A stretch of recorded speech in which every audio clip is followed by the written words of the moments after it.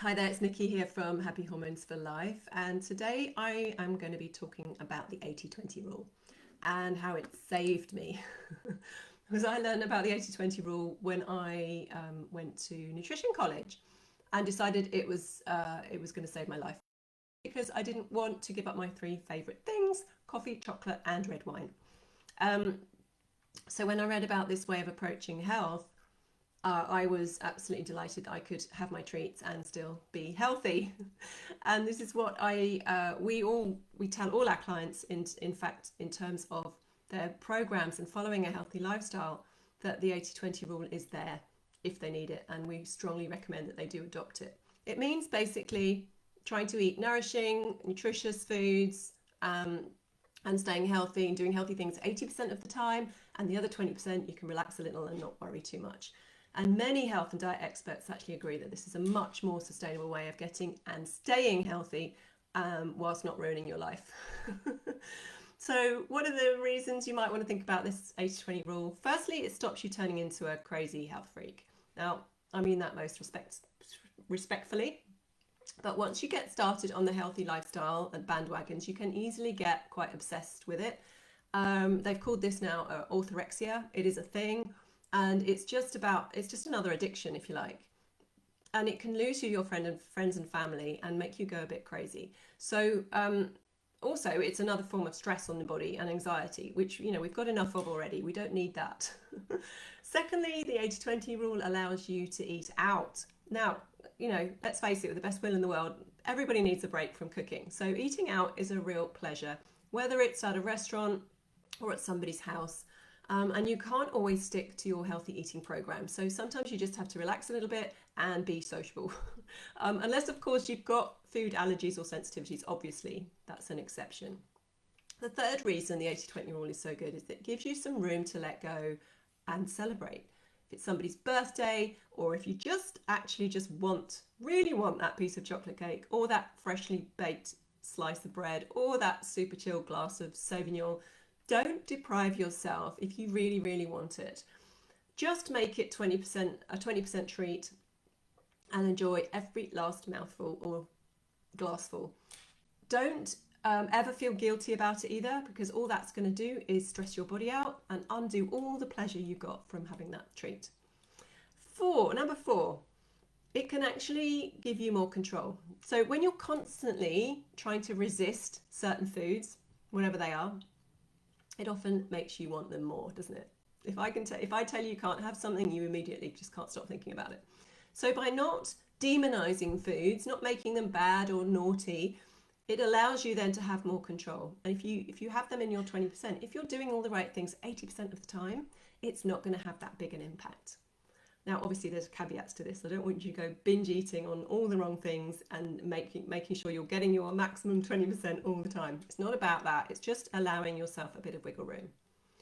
The fifth reason you want to think about this rule is that it allows you to stop aiming for perfection. Nobody is perfect. Even those Insta gurus, they are not perfect. And trying to achieve this perfect thing or this constant perfection is not only exhausting, but it's super stressful on your body, and we obviously don't want extra stress.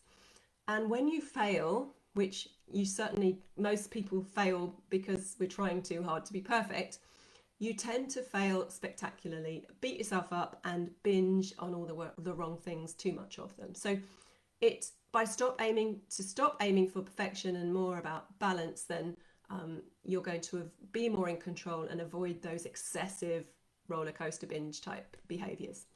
And the last reason is that it makes healthy living sustainable. We have come a long way from the diet culture of, this is how I used to live, of going on a crazy diet and then going and binging lots of partying and alcohol and all the wrong foods, and then going back on the diet to kind of redress things. We have to get off that diet roller coaster. It's no good for anybody, and it's not sustainable.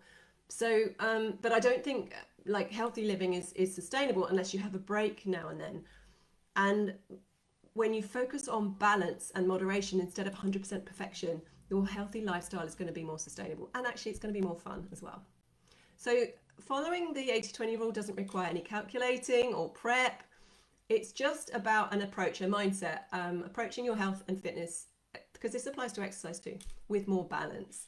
So you can do it on a daily basis if you want to do it that way. So you can focus on getting your nutrients in, healthy, nourishing meals, keeping your blood sugar stable, and all those nutrients coming in to support your hormones.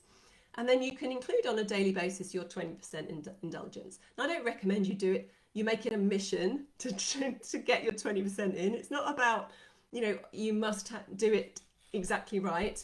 But it means that if you've had a particularly stressful day, you can reach for a little bit of chocolate, or you can have that glass of wine, or your frothy latte, or whatever it is, because 80% of that time you've been putting those nutrients in and keeping that healthy living going.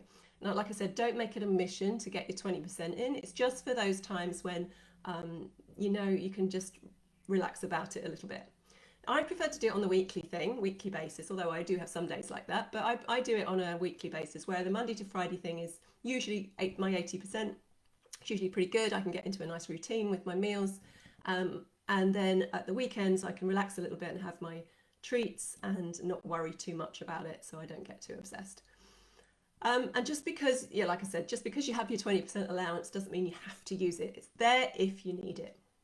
So mine is my red wine at weekends. I do go over the recommended amount sometimes, shock horror, but I have my wine-free days during the week, which is, which offsets it in my view. I don't have too many vices, but you got to live.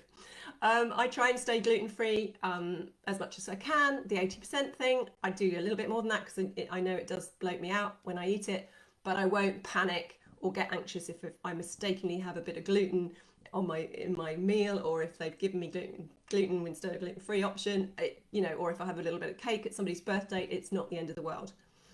So these are some of the areas that you can adopt this 80-20% rule, particularly with your diet. But you can also adopt it in other areas of your life where you need a bit more balance. So work, exercise, play, whatever it is where you need to kind of make a sustainable kind of way of life for yourself.